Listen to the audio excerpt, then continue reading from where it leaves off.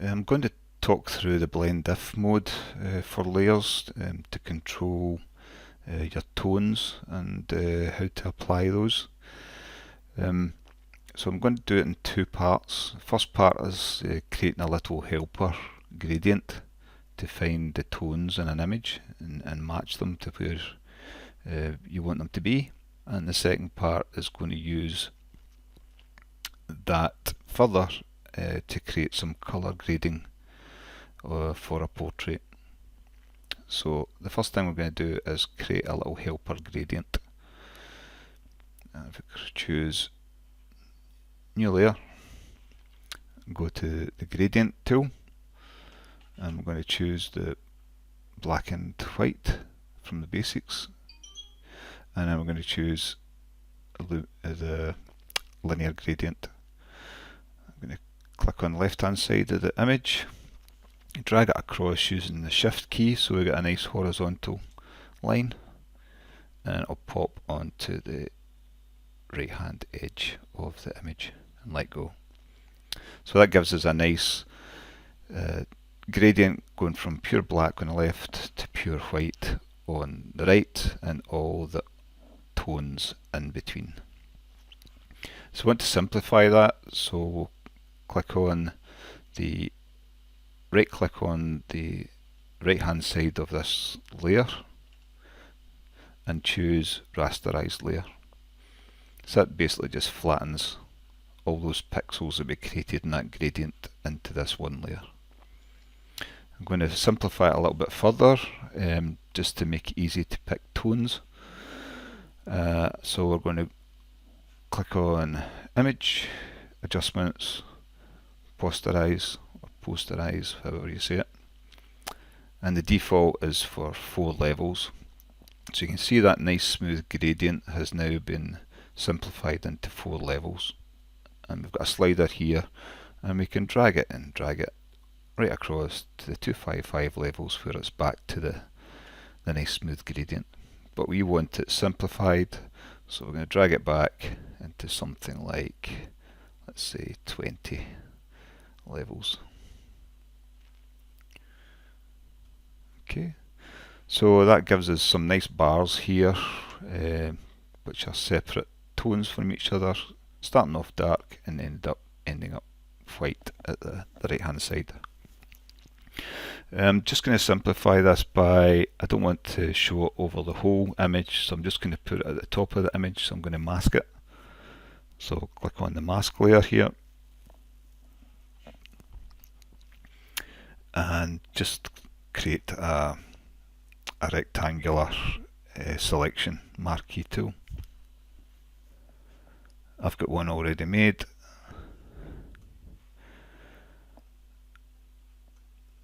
And then just going to fill it with black. And then deselect. So that gives us some nice working area below the gradient for our image. So that is really part 1 of the video.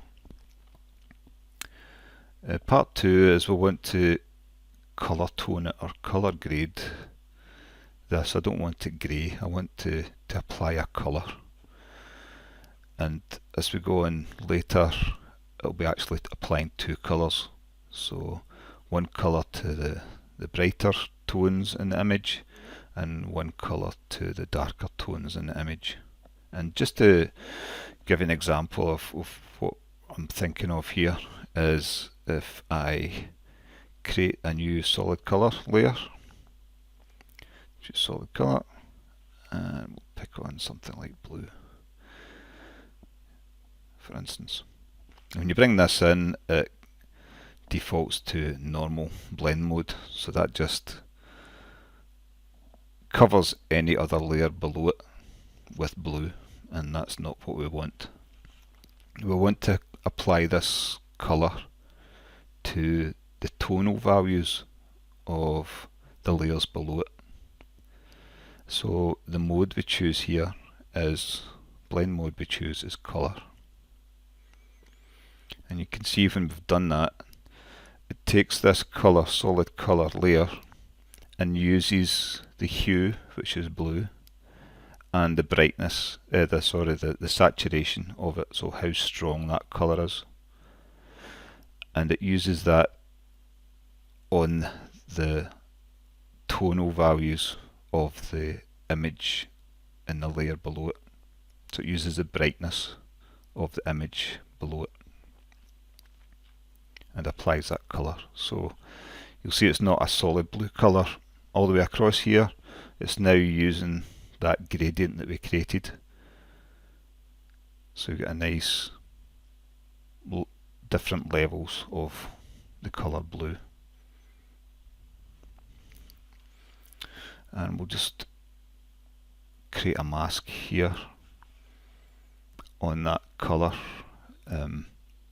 layer, just so that we can split the gradient, so we can see the grey part of it and the colour part of it. So I'm just going to select an area here and fill it with black.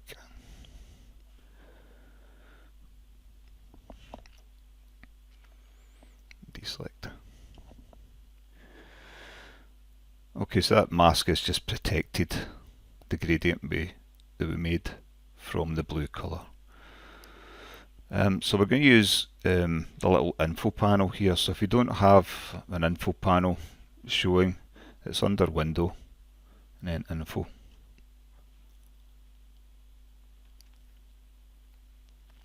You can see that as I move my mouse across the image, we get different values.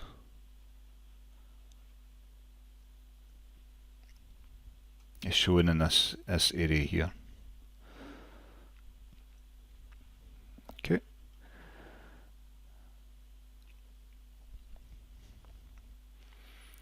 So we've got levels of red, green and blue, and we've got LAB on this side. Yours might not look like this, so if it doesn't look like this, you can go to the little option at the top right here, panel options, and you can see the first colour readout on this side is RGB colour, and the second readout on this side is LAB.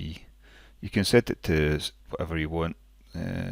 Grayscale is quite good. It shows you a percentage value in that side. If you go here, it just shows a percentage, but we'll just keep it at LAB.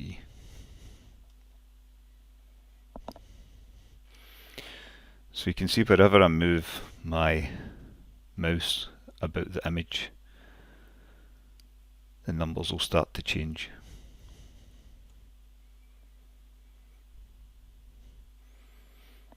So over at the right hand side, we've got the L value is 100, so it's pure white, and the RGB value is 255 for each of those red, green and blue channels. The left hand side, pure black, is 0 in RGB, and it's 0 in the luminosity as well with the LAB. L just stands for luminosity, or the brightness. So you can see our little squares that we made. As we go across them, they'll jump. So this one, for example, is L81 or RGB 201, and you can see the number jumps. If it was a smooth gradient, it would be harder to see these numbers, so that's why we simplified the gradient. So if we jump back into the colour, solid colour layer, I don't want that colour to be in the blacks and the dark sides of the image. So this is where we use blend diff. And I'll keep this little info panel to the side as well. So to get to blend diff, you just double click, left click on the right hand side of the layer, and it brings up the layer style panel. And the way I look at this is we're looking at the underlying layer and we want to either protect the whites or protect the blacks in that layer. So in other words, use that colour layer but don't splash it onto the blacks and darks. So to do that, I use the left hand slider and move it over. And if you look at the gradient at the top, as I slide it right, you'll see that it's being protected here. Particular tone will jump. And that corresponds to this number here. Okay, so we can see that if we slide it between these two, so we get 92, 94, and if we just check that, we can see if we hold our mouse over this square here, the RGB value is 93, and then it goes on to 107 for the next one down, and the next one over to the left is 80. So that 93 is spot on where we're protecting. As we move it to 94, it totally protects the 93. So this one is 107, so if we drag it over to closer to 107, it should pop. When it gets to 108, 5, 6, 7, 8, it popped. So these numbers correspond to the RGB tonal value of your image. And likewise, if we go to the white, we want to protect the whites of that gradient. So we'll slide it over and we can see it popping. 153, so this one is 161, 147, so if we pull it past to 146, it should pop to the next. Yeah, so it's popped to the next, so it's protected 147.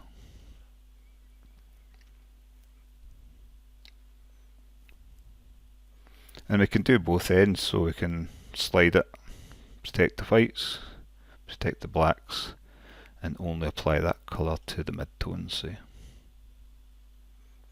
So that blend diff gives you control of the tones and how to protect them from the colour on the layer above. We can be a bit smoother and we can split these arrows. You can see the arrow is a little line on it, so it's a two-piece arrow. If you hold the Alt or Option button in and click on arrow, it splits it further apart. And if you look on the white side here, as we move the right hand arrow, you'll see that it softly applies that blue. It no longer jumps, it just softly applies it to the other patches. And likewise with the black slider, Alt and Option, click it to split it, and then slide the slider, and you can see it's not popping into that tone, it's softly bringing the colour into the tone.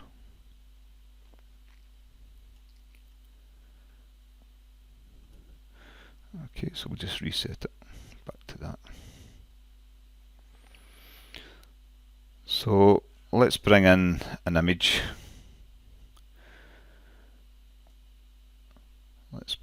These are images that I've brought in from Unsplash, just because we're free. So we'll use this one here.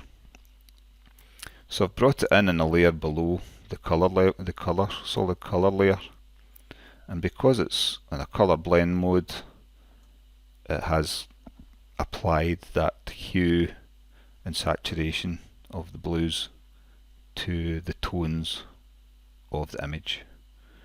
If I switch this layer off, you can see that the image is actually colour.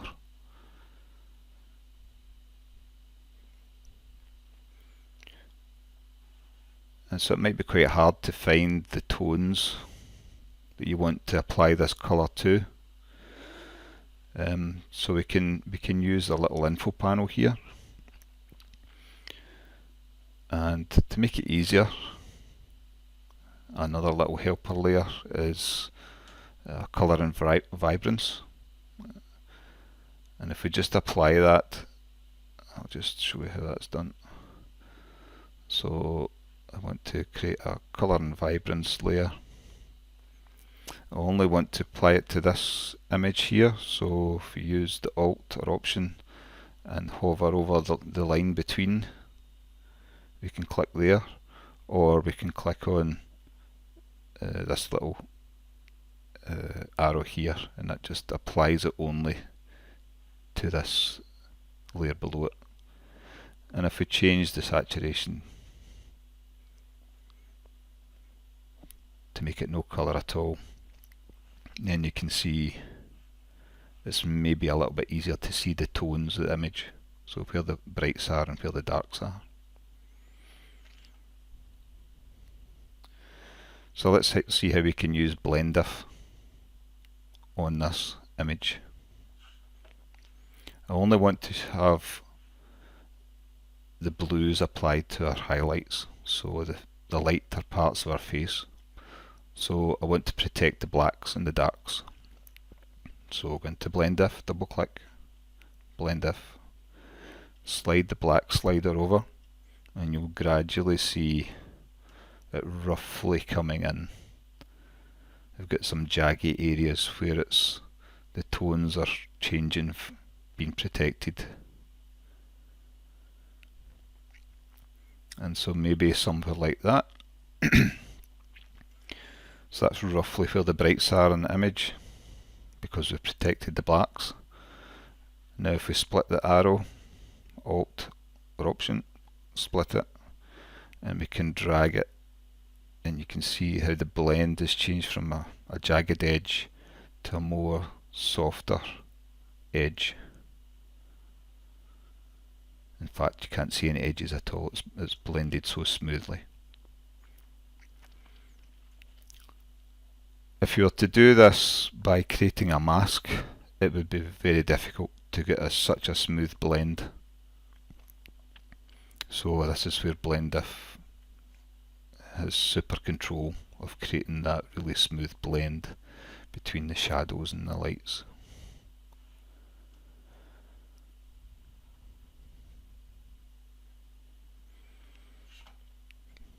So that shows you how to apply it to the lights of the image, because we've protected the blacks and the darks.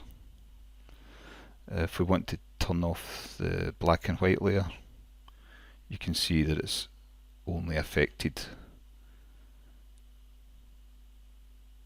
the brighter parts of our face. Now this isn't a particularly good colour combination, so I've prepared one.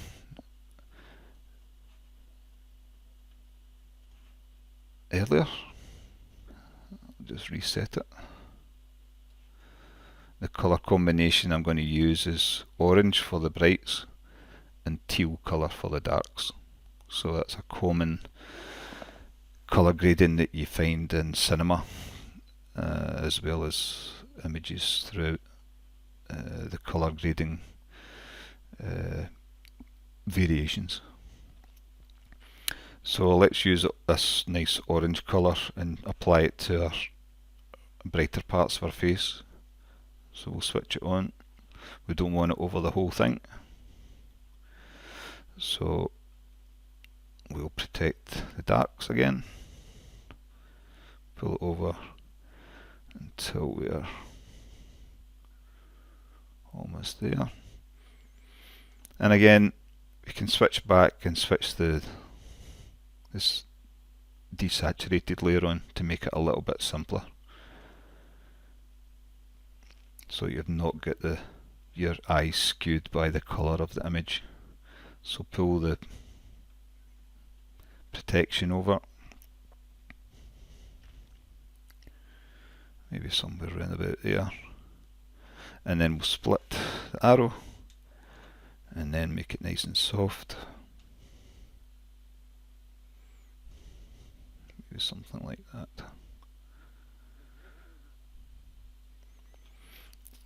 And then if we do the same with the teal colour,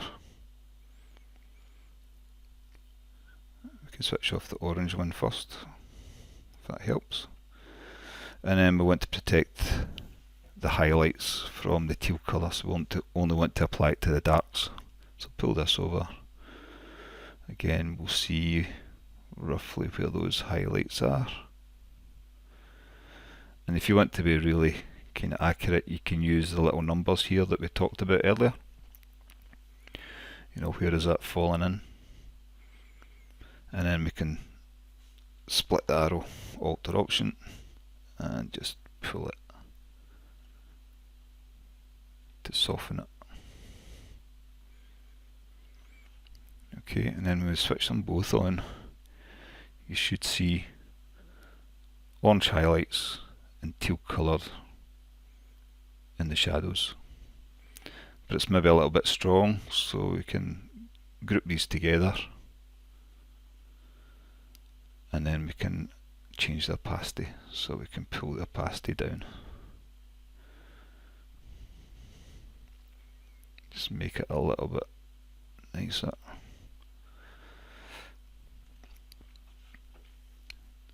And then we can change to remove the grayscale again.